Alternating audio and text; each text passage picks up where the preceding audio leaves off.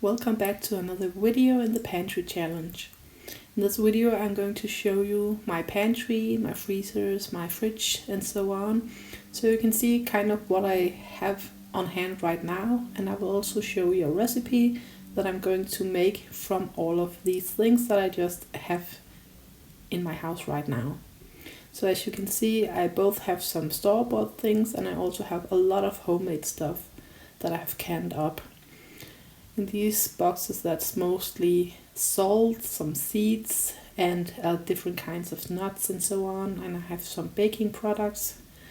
And now on to all of the canned things I have here and some plant milks. And bear in mind that many of these things I have had for years, and I used a lot of almond milk and so on back in the days, and I still have some of that in my pantry.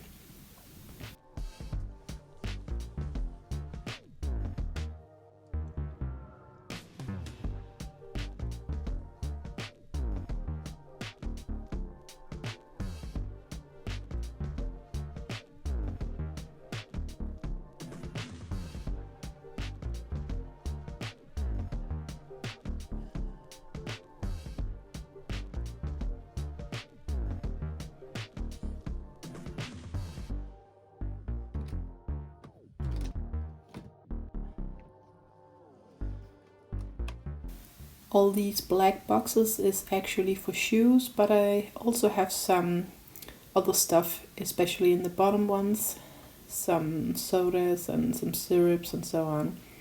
Out on these tables I have also a lot of my canned goods from this past summer, because I didn't have room for it in my pantry, so it's all stacked up here. This is my only upright freezer, and I have a lot of smaller things in this one because that makes it easier to find my things when they are not in a deep freezer.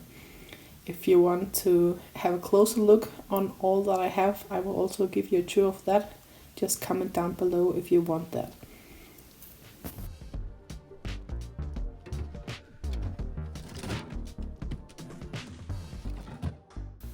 This is just a tiny little room next to my kitchen, where I store a lot of my kitchen appliances and also a lot of my jars.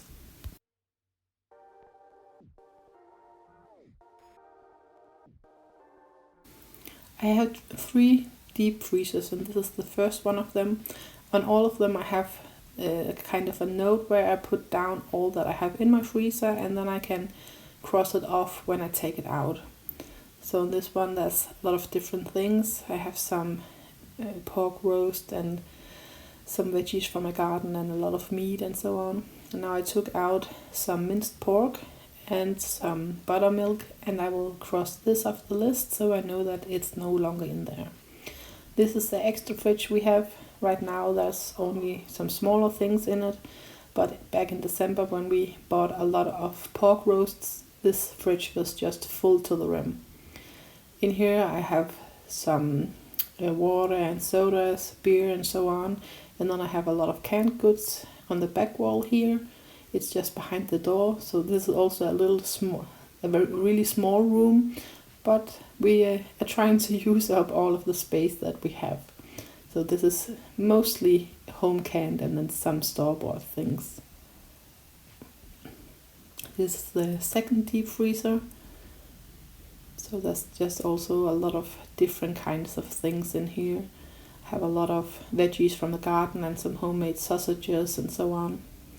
This last deep freezer is on the second floor, and I have a lot of pork roast, some of the homemade sausages and butter and all that kind of stuff.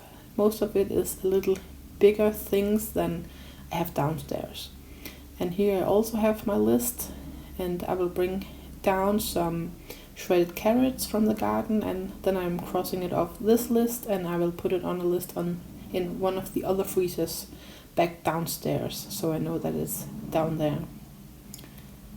And now I'm going to make some food, and I'm taking one of these cowboy candy jars. I'm also going to use some eggs, so it's really nice that I have my own hens that are laying even though we are in January.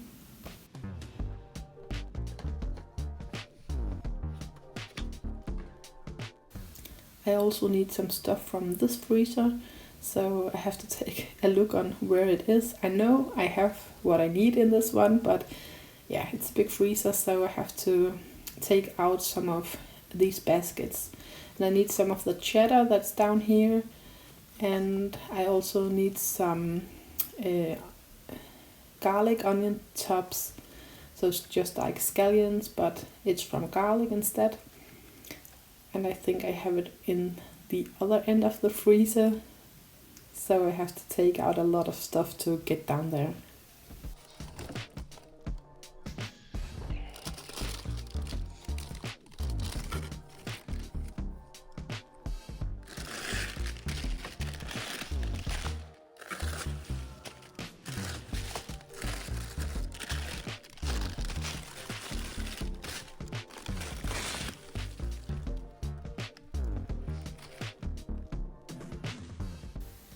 So now I found what I need, and I'm not going to cross these two things off the list because I will not use all of that in the bags.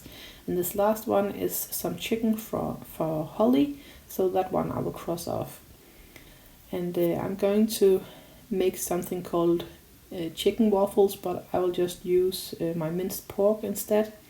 So this is the recipe, and I will link it down below. It's in Danish, but you can just use Google Translate.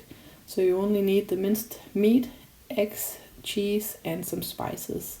But as I mentioned, I'm also putting in some cowboy candy and some of these garlic tops, so that will make it really yummy. In my last What I Eat in a Day video, I showed you just a short glimpse of when I made these, but now I will show you the whole process.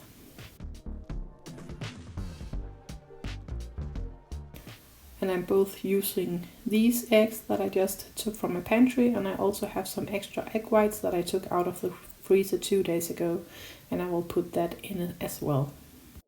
I'm using 1.5 kilos of minced pork, and the recipe only calls for 170 grams, so it's almost 10 times the recipe. So that's why I'm going to make this in 2 batches. And the garlic tops are really delicious, and you will get a lot of the garlic flavor, but not so many carbs as in regular garlic.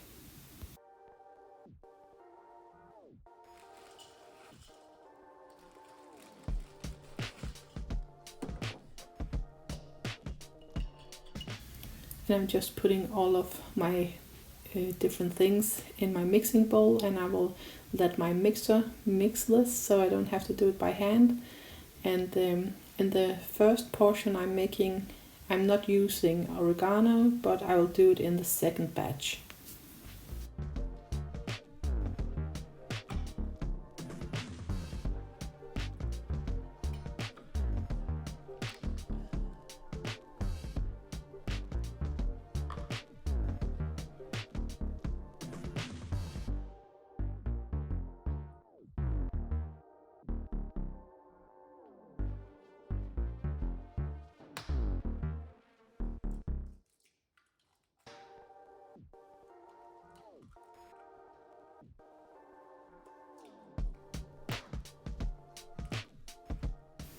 And this is how it looks before I mix it. So maybe I could still have made this 10-time batch instead of making it in 2 batches, but better be sure than it will overflow.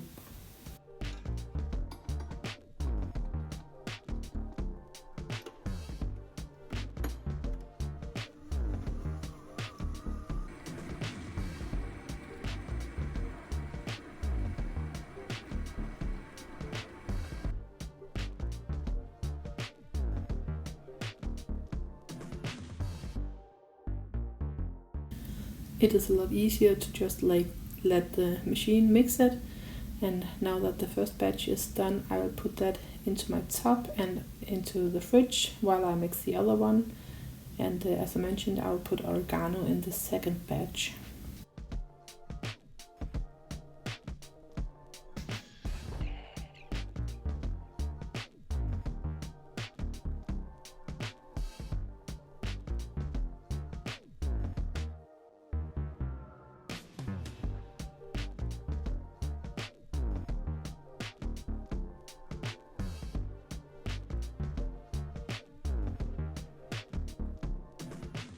Now both of the batches are done, and I will just put this one in the fridge, and then I will start frying them up in my waffle iron. Usually I'm using like a belt, but I can change out these plates. So this time I'm using like a heart-shaped one, and I will see if that makes it a little faster, because the Belgian ones are a little thicker, and it takes between 5 to 7 minutes for each waffle, and as I mentioned, I have a very big portion to do, so this will take several hours if I cannot speed the process up.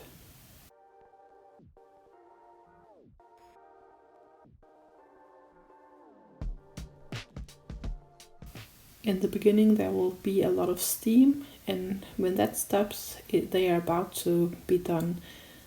And I'm trying to take it out with a fork, but it's kind of trying to stick a little. It's only meat and eggs and spices, so there's no flour on this one. If you didn't put in the chilies and the onion and so on, it would be 100% carnivore. And the flour is usually what makes it a little different in the consistency.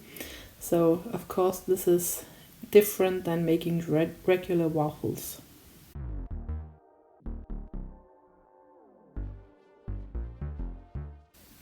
And I try to fill them out as good as I can, but don't overfill them, because then it will spill out of the sides and it will make a huge mess.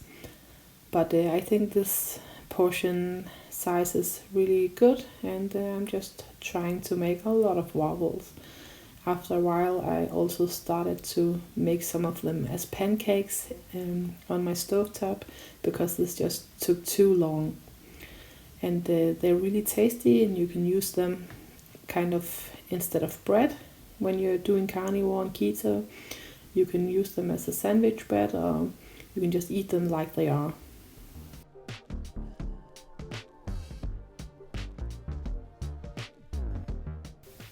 And sometimes they're just a little harder to get out, so I took my spatula and I'm kind of pushing that underneath the waffle, and that makes it a lot easier.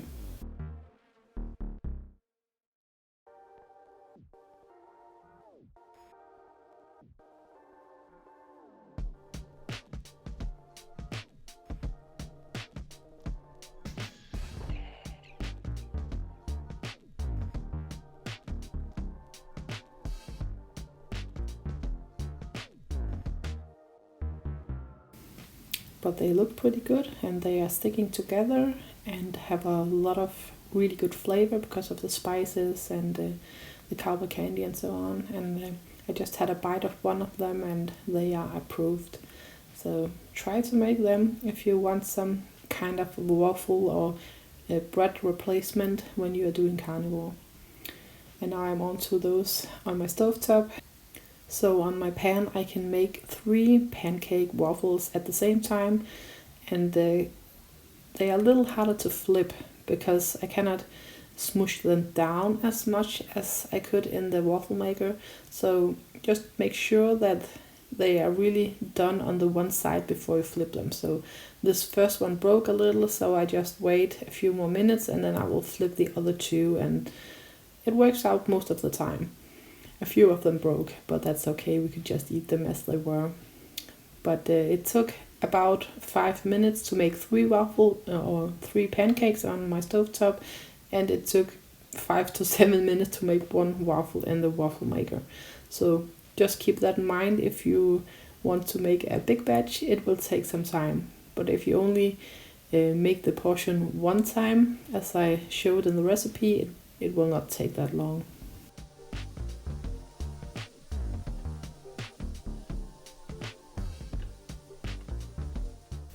And also because I made so many at once, there were of course getting a lot of grease out of the meat, and that also made them kind of stick in the sides of the waffle maker, so that's why I struggled a little there. But here you can see how the pancakes look, and of course the taste is the same, the flavor is the same for both of them, but they're a little more fluffy than the waffles because they're not pushed down. And this is my last waffle making here, and this is all that I got. On the right side there's all the waffles and the rest is the pancakes. And over here I just had a few of the pancakes that broke, but we're just eating those right away. So thank you so much for watching once again, and if you want to, you can follow on Instagram at Vestas Farm Life. It is for my other YouTube channel, also called Vestas Farm Life, but that one isn't Danish. So thank you for watching, bye bye.